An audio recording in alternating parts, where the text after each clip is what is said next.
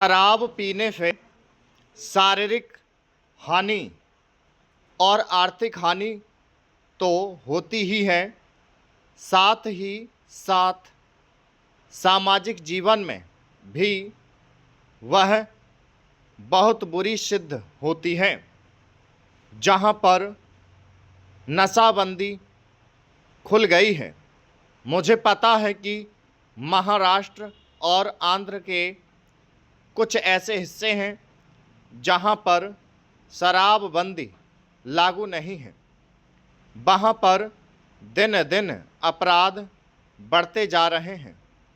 इस अनुदान पर जब हम विचार कर रहे हैं तो हमारे सामने एक परिस्थिति है, नक्सलवादी किसान विद्रोह। देश के अनेक भागों में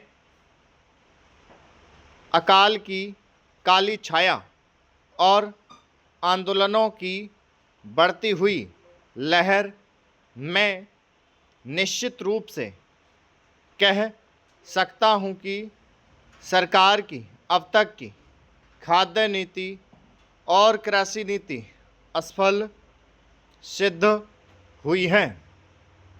इसका मूल कारण क्या है? कारण केवल एक रहा है कि क्रांतिकारी भूमि सुधार अब तक 55 वर्ष के अंदर भी नहीं किए जा सके, जबकि स्वतंत्रता प्राप्ति के 5 वर्ष में वे कर दिए जाने चाहिए थे। इसीलिए हम इस क्षेत्र में अब तक असफल सिद्ध हुए हैं। राष्ट्रीय स्वतंत्रता और संग्राम के ज़माने में सबसे आकर्षक नारा हिंदुस्तान के करोड़ों मानवों को, किसानों को दिया गया था, यानी ज़मीन उनको दी जाए जिनके हाथ ज़मीन जोतते हैं।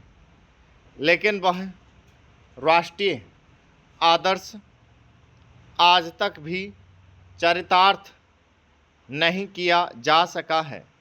एक तरफ करोड़ों एकड़ प्रति बंजर ज़मीन पड़ी है, जो कि सरकारी आंकड़ों के हिसाब से 11 करोड़ एकड़ से कम नहीं है। इन ज़मीनों का उपयोग ना होने के कारण से आज किसानों की समस्या हमारे लिए एक महान विभीषिका का प्रश्न बन गई है। आज स्थिति यह है कि करोड़ों खेत मजदूर, भूमिहीन, आदिवासी, हरिजन एक तरफ पड़े हुए हैं और दूसरी तरफ करोड़ों एकड़ प्रति बंजर जमीन अनेक रूप में पड़ी हुई है, लेकिन उनका समागम नहीं होने दिया जा रहा है। इसीलिए आज बेकारी में भी इतनी वृद्धि हुई है। हम यह नहीं कहते कि प्रति बंजर जमीन को भूमिहीनों में बांटने और भूमि सुधार के क्रांतिकारी कानून से सारी बेकारी दूर हो जाएगी, लेकिन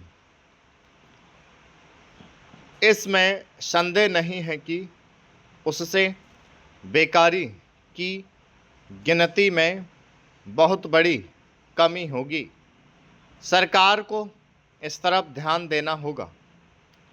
राष्ट्रीय सुरक्षा के बाद जो हमारे देश की सबसे बड़ी समस्या है, किसान समस्या, इन्हीं कारणों से उसका समाधान आज तक नहीं हो सका है।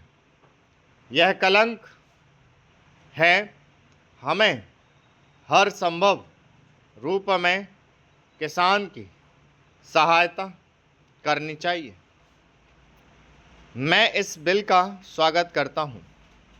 मुझे दुख है कि कई लोगों ने इसे जाना है। स्टॉप